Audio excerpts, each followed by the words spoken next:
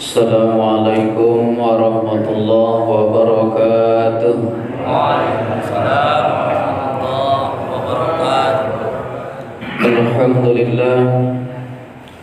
Alhamdulillahilladzi faqahana wa li suluki syar'ihi nabahana. Allamana subhanahu bil qalami falla wa manna minhu ma lam na'lami. Asyhadu an la ilaha illallah wahdahu la syarika lah wa asyhadu anna sayyidana Muhammadan abduhu wa rasuluh al-mab'uts rahmatan lil alamin. Bersyukur kita kepada Allah dengan ucapan alhamdulillahirabbil alamin atas segala nikmat yang telah Allah berikan kepada kita sehingga pada pagi hari yang barokah ini kita bisa berkumpul bersama-sama di masjid yang kita cintai ini dalam rangka berbudiah kepada Allah Subhanahu wa taala, yakni salat subuh secara berjamaah. Apa kata Rasulullah, man shallal isya fi jamaah faka'annama shalla nisful lail wa man shalla subuh fi jamaah faka'annama shalla kullul lail. Siapa-siapa yang salat subuh isya dalam keadaan berjamaah maka pahalanya seolah-olah salat separuh malam, dan siapa-siapa yang salat subuh secara berjamaah pahalanya seolah-olah salat sepenuh malam. Mudah-mudahan apa yang dijanjikan oleh Rasulullah itu kita mendapatkan semuanya pada pagi hari yang barokah ini. Amin ya rabbal alamin. Salat dan salam tak bosan-bosannya kita kirimkan ke junjungan Adam, yakni baginda Rasul sallallahu alaihi wasallam. Allahumma salli wa sallim wa barik alaihi. Bapak Ibu orang tua saya yang dirahmati dan dimuliakan Allah Subhanahu wa taala. Insyaallah pagi ini atau setiap ahad ketiga kita akan rutin mengkaji buku 100 sunnah Rasulullah dalam kehidupan. Ini saya tulis tahun 2018 jilid satunya, jilid duanya tahun 2020 ini 19 Juli terbitnya. Dan ini sudah dikaji di beberapa masjid. Ada di Jalan Al-Waqif, Masjid Al-Waqif Jalan Sempurna, Silaturahim Cinta Karya, dan Masjid Al-Islah Kapten Muslim lewat pajak sedikit. Insyaallah nanti ini menjadi silabus kita. Jadi setiap pekannya akan berganti. Kalau bisa 3 sunnah kita kaji setiap pertemuan. 3 sunnah mungkin nanti sekitar, terkadang ada yang setahun baru bisa nanti tamat satu buku. Bapak Ibu jamaah yang dirahmati dan dimuliakan Allah Subhanahu wa taala. Berbicara tentang sunnah Rasul, kalau kita amalkan dan ajarkan luar biasa pahalanya. Di garis bawah ya, berbicara tentang sunnah Rasul, kalau kita amalkan dan ajarkan luar biasa pahalanya. Dalam hadis riwayat Ibnu Majah apa kata Rasulullah, man ahya sunnatan min sunnati fa'amila biha wa amila biha an-nas kana lahu ajrun ka ajri man amila biha min ghairi ayyam qussa.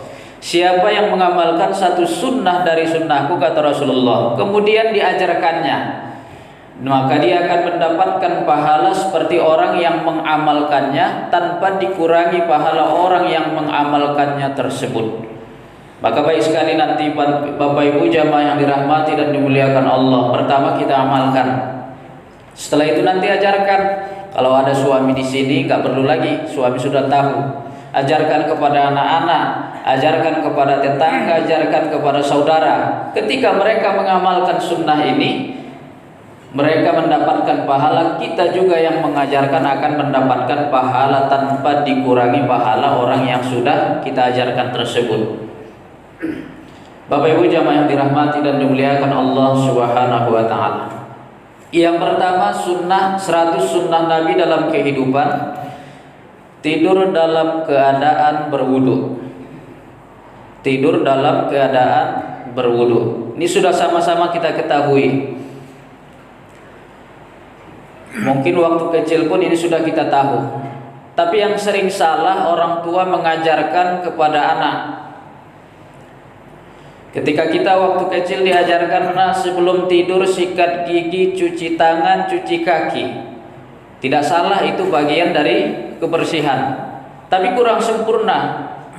Nah, sebelum tidur berwudu dulu ya. Dan kita pun masih meneruskan kebiasaan-kebiasaan itu. Ketika anak kita mau tidur sudah sikat gigi. Ketika anak kita mau tidur sudah cuci kaki. Ketika anak kita mau tidur sudah cuci tangan. Masih jarang kita mendengar orang tua menyuruh anaknya ketika mau tidur, nak berwudu dulu. Kita bisa tanya diri masing-masing, apakah semasa hidup kita sudah pernah mengajarkan ini kepada anak-anak kita? Sudah pernah menyuruh anak-anak kita sebelum tidur untuk berwudu terlebih dahulu? Jangan-jangan kita pun belum mengamalkan berwudu sebelum tidur. Maka ini tugas kita sebagai orang tua, sebagai pemimpin dalam keluarga. Tugas kita yang pertama nanti biasakan dulu berwudu sebelum tidur. Lalu setelah itu ajarkan kepada anak-anak, ingatkan sebelum mereka tidur berwudu terlebih dahulu. Apa kata Rasulullah dalam riwayat Ibnu Hibban? Man bata tahiran bata fi syi'arihi malakun falam yastayqiz illa qala al-malak Allahumma ighfir li 'abdika fulan fa innahu bata tahiran. Barang siapa yang tidur dalam keadaan suci, kata Rasulullah, maka malaikat akan bersamanya di dalam pakaiannya dan tidak akan bangun hingga malaikat itu berdoa, ya Allah, ampunilah hambamu si bulan karena tidur dalam keadaan suci. Hadis riwayat Ibnu Hibban. Luar biasa, Bu. Kalau ada orang mendoakan kita sekali sepekan, kita bahagia sekali. Padahal belum tentu orang yang mendoakan itu doanya makbul. Ini malaikat yang mendoakan kita dari kita tidur itu sampai terbangun. Disebabkan apa? Karena kita tidur dalam keadaan berwudu tadi. Malaikat yang mendoakan makhluk yang suci, yang taat kepada Allah, apa yang diperintahkan oleh Allah akan mereka taati. Kalau ada malaikat disuruh oleh Allah sujud selamanya, karena ketaatan mereka kepada Allah dan doa mereka sangat mustajab.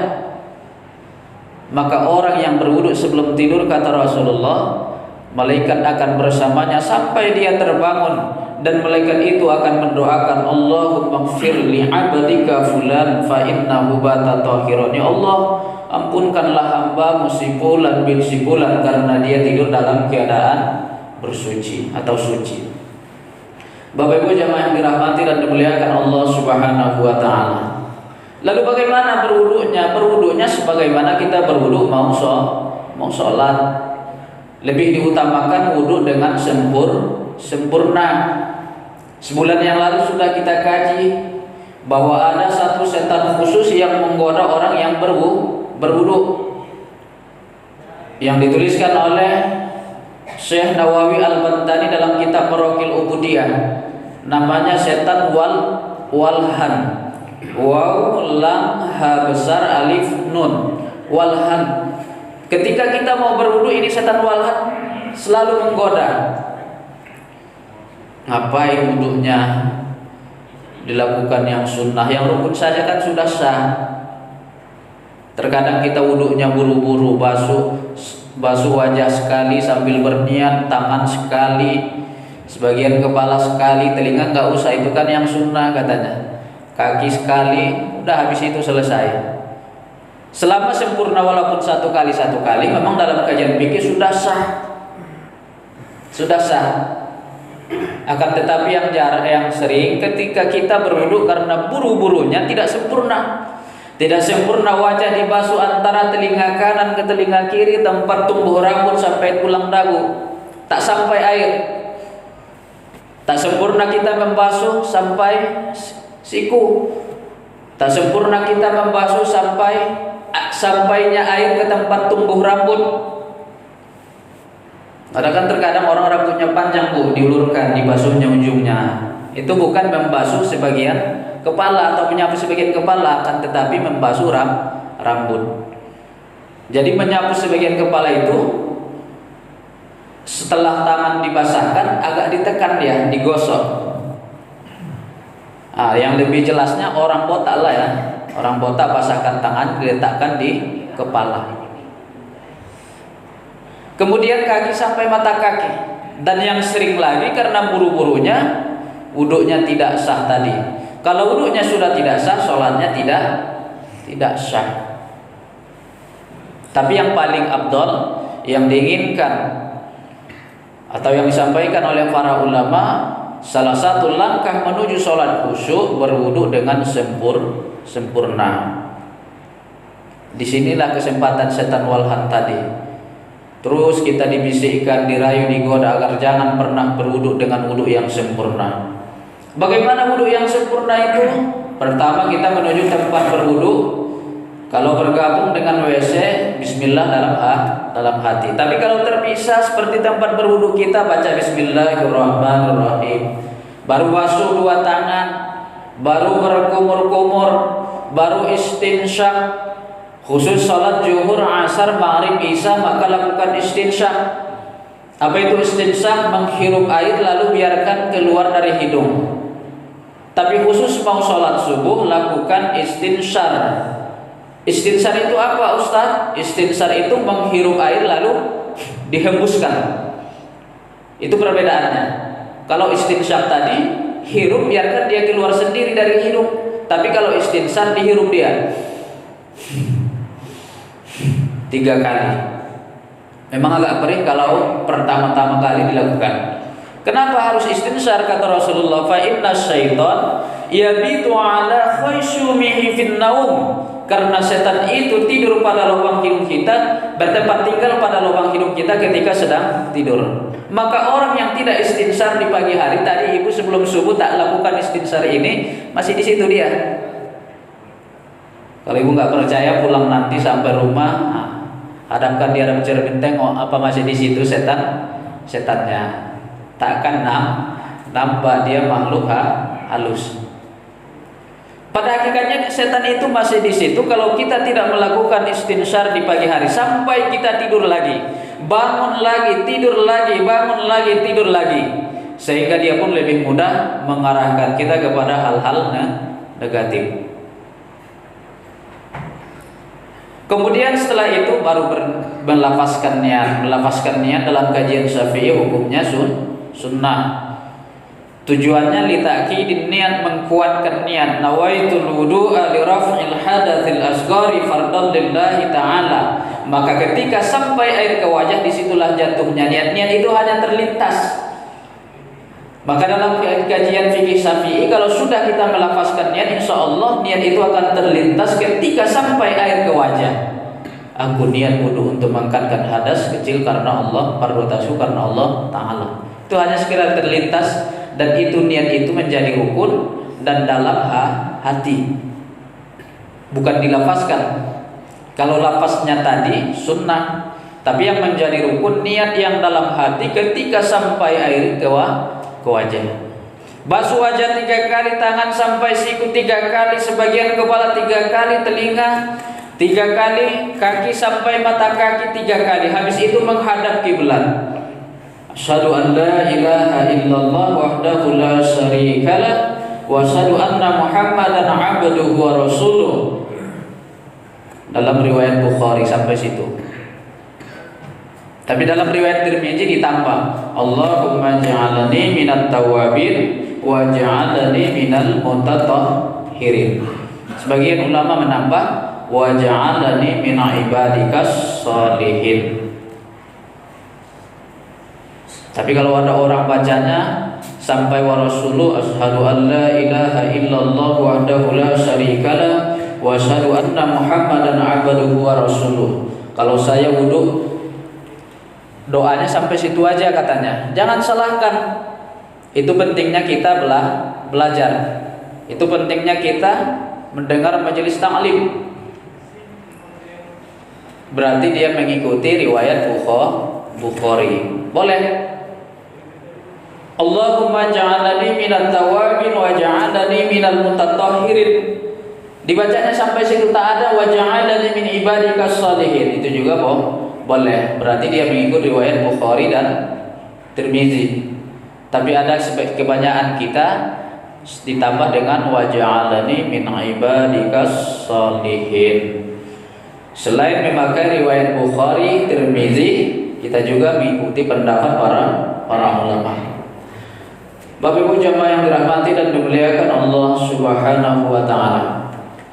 Itu tugas setan walhan. Merayu, menggoda kita ketika sedang berwudu tadi. Sehingga yang sering tadi wudu tidak sempurna, wudu tidak sah.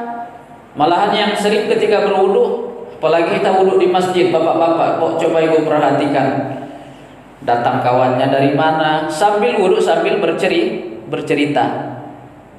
Wudunya sih tetap sah, cuman dimakruhkan. Sebisa mungkin dalam berwudu jagalah dari berbicara dengan orang lain. Ketika dipanggil, lanjutkan wudunya. Ketika diajak berbicara, lanjutkan saja wudunya. Nanti selesai wudu baru berbicara.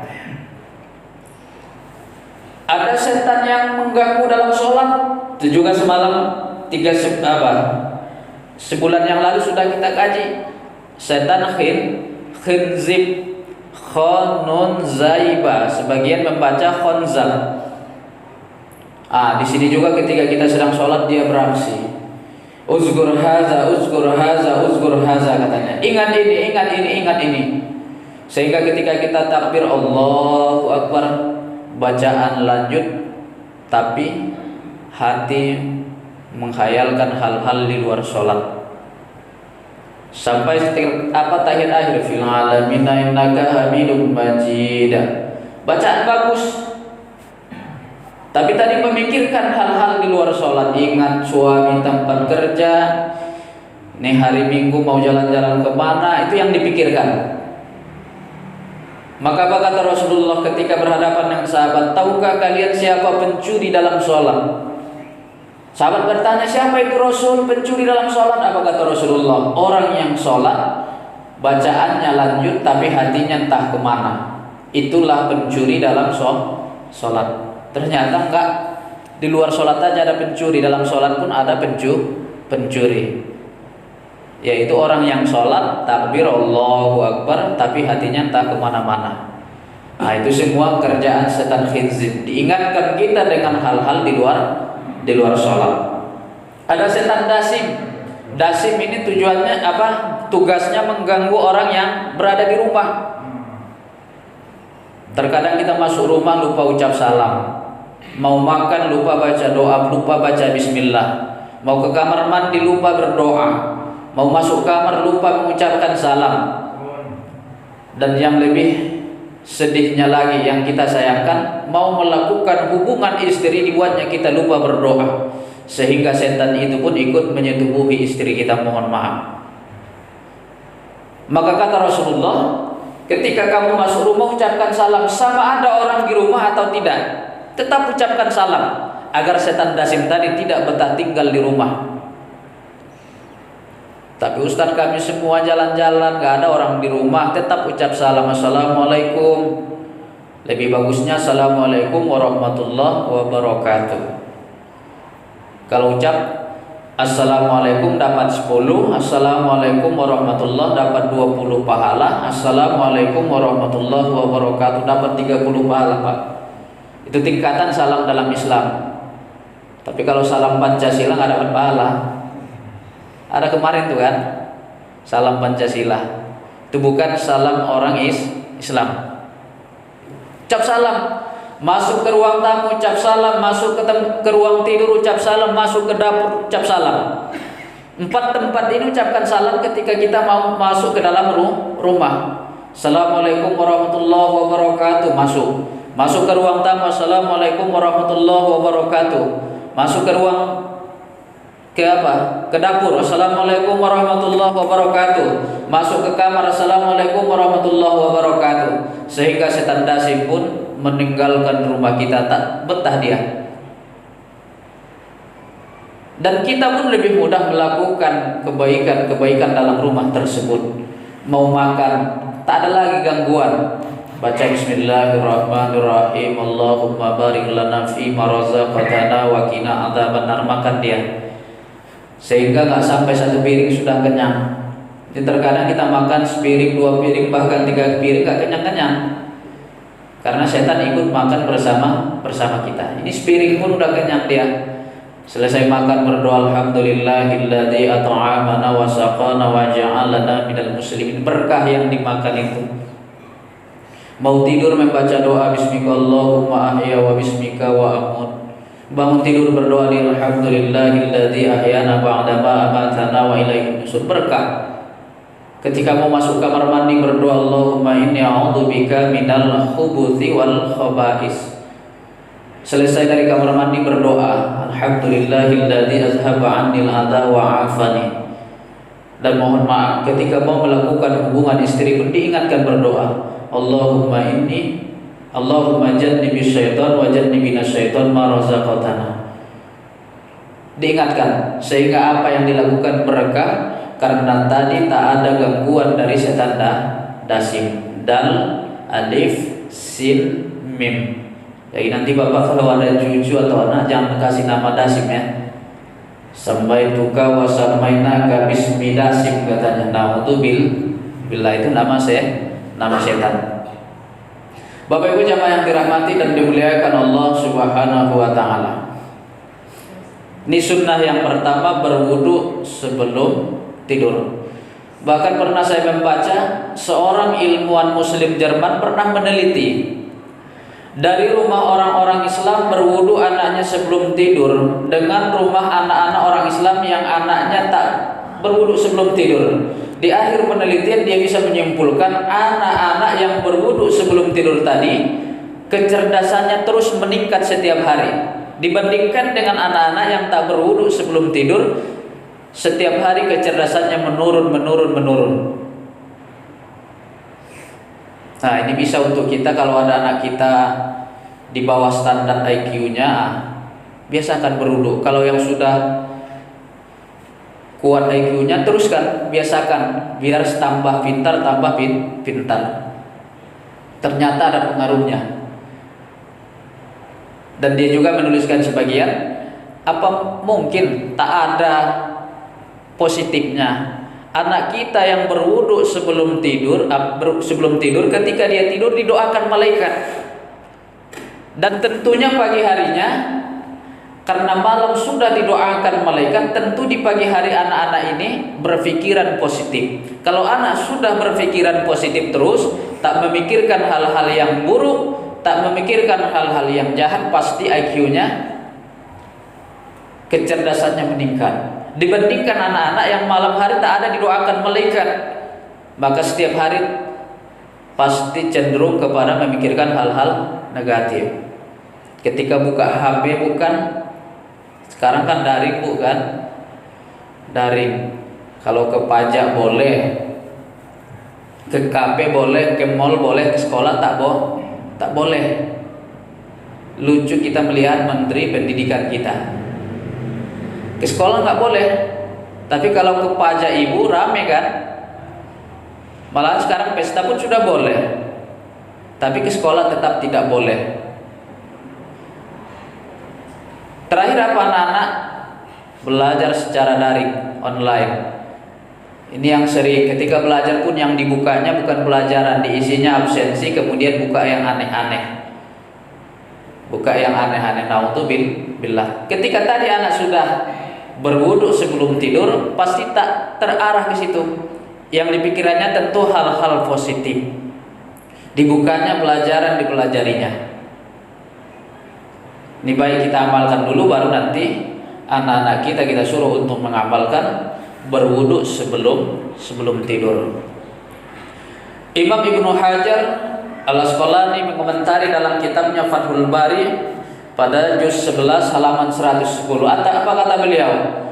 Walahu fawaidun minha ayyabita ala taharatin li'alla yabghathul maut fayakunu ala hayatin kamilah. Ada banyak manfaat dari berwudu sebelum tidur, di antaranya orang itu tidur dalam keadaan suci agar ketika kematian menjemputnya ia berada dalam keadaan sempurna. Kata Ibnu Hajar Al-Asqalani, orang yang berwudu sebelum tidur ini andaikan dia mati pada saat tidur itu matinya mati sempurna. Berarti husnul khotimah, dan ini yang selalu kita cari. Hampir setiap selesai kita sholat berdoa, Allahumma khtim lana bi husnil khotimah wala tahtim alaina bisu'il khatimah. Ya Allah, jadikanlah akhir hidupku husnul khatimah, jangan jadikan su'ul khatimah. Salah satu cara menggapai itu adalah berwudu sebelum tidur. Andaikan kita mati dalam keadaan tidur tadi, kata Ibnu Hajar Al-Asqalani, maka matinya itu mati sempurna. Bapak Ibu jamaah yang dirahmati dan dimuliakan Allah Subhanahu wa taala. Ini sunnah Rasul yang pertama. Ini sudah kita tahu, mari kita amalkan nanti malam dan kita ajarkan kepada anak-anak kita berwudu sebelum tidur. Kemudian sunnah Rasul yang kedua, membaca Al-Ikhlas, Al-Mu'awwizatain sebelum tidur. Ini juga sudah sering kita dengar. Membaca 3 qul sebelum tidur katanya, Al-Ikhlas, Al-Mu'awwizatain sebelum tidur. Sebagaimana hadis Rasulullah sallallahu alaihi wasallam dalam riwayat Bukhari, apa kata Rasulullah? Hadis yang bersumber an Aisyah anna Nabiy sallallahu alaihi wasallam kana idza awa ila firashihi kulla lailatin jama'a kaffai thumma nafatha fihima faqra'a fihima qul huwallahu ahad wa qul a'udzu birabbil falaq wa qul a'udzu birabbin nas thumma yamsahu bihima mastata'a min jasadihi yabda'u bihima 'ala ra'si wa wajhihi wa ma aqbala min jasadihi yaf'alu dzalika 3 marrat. Dari Aisyah, beliau mengatakan Nabi Muhammad sallallahu alaihi wasallam ketika berada di tempat tidur, pada setiap malam beliau mengumpulkan kedua telapak tangannya. Lalu kedua telapak tangan tersebut ditiup dan dibacakan qul huwallah, qul a'udzu birabbil falaq, qul a'udzu birabbin nas. Kemudian beliau mengusapkan kedua telapak tangan tadi pada anggota tubuh yang mampu dijangkau dari kepala, wajah dan tubuh bagian depan. Beliau melakukan yang demikian sebanyak 3 kali. Hadis riwayat Bukhari. Paham Bu? Bu? Oh, belum tidur ya. Sunnah yang kedua ini kata Rasulullah, kata Aisyah, selalu dilakukan oleh Rasulullah sebelum tidur. Ketika Rasul mau tidur, Rasul mengumpulkan 2 tangannya seperti berdoa.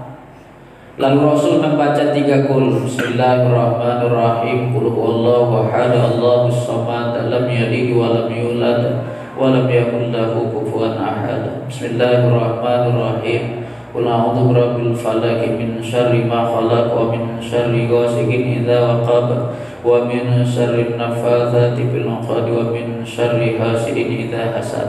Bismillahirrahmanirrahim. Qul a'udzu birabbin nas, malikin nas, ilahin nas, min syarril waswasil khannas alladzi yuwaswisu fi sudurin nas minal jinnati wan nas. Lalu dihembuskan, sapukan kepala, wajah, badan bagian depan, belakang, mana saja yang mana dijangkau. Itu sekali. Yang kedua dibaca lagi. Sampai yang ketiga dilakukan Rasulullah 3 kali sebelum tidur. Insyaallah orangnya akan sehat, jarang sakit-sakit. Kalau Rasul kan kita baca dalam sejarah hanya seminggu menjelang wafatnya demam panas. Kalau pada hari-hari biasa sebelum mendekati ajalnya nggak ada sakit-sakit. Rasul itu orang yang sehat. Dituliskan dalam Tibbun Nabawi, salah satu amalan Rasulullah ini.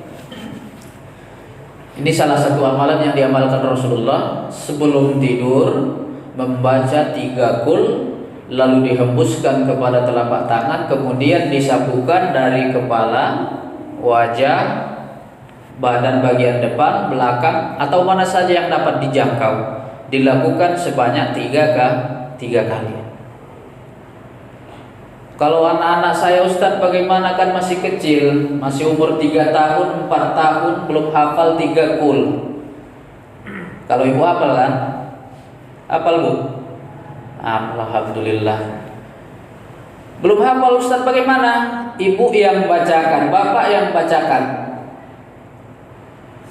Tampung di tangan seperti yang dilakukan untuk diri kita, lalu sapukan kanan tadi dari kepala, wajah, badan bagian depan, kemudian belakang atau mana saja yang bisa dihapuskan. Insya Allah anak itu akan sehat atas izin Allah Subhanahu wa ta'ala. Nah, ini juga mudah, akan tetapi mengamalkannya belum tentu bisa kita setiap malam. Setelah ini kita terbiasa yang seperti tadi, amalkan ini, lalu ajarkan kepada anak-anak, ajarkan kepada jiran, tetangga. Ketika mereka mengamalkan ini, bayangkan Bapak Ibu jamaah yang dirahmati dan dimuliakan Allah, 3 anak kita mengamalkan ini, 3 tetangga kita mengamalkan ini, 3 saudara terdekat kita mengamalkan ini, ditambah lagi ada 1 orang dari luar selain saudara kita terdekat. 10 orang yang mengamalkan ini ketika mau tidur, berapa pahala yang akan kita dapatkan tanpa mengurangi pahala mereka tadi. Tapi itu syaratnya, jangan diajarkan kepada orang kalau belum diamalkan.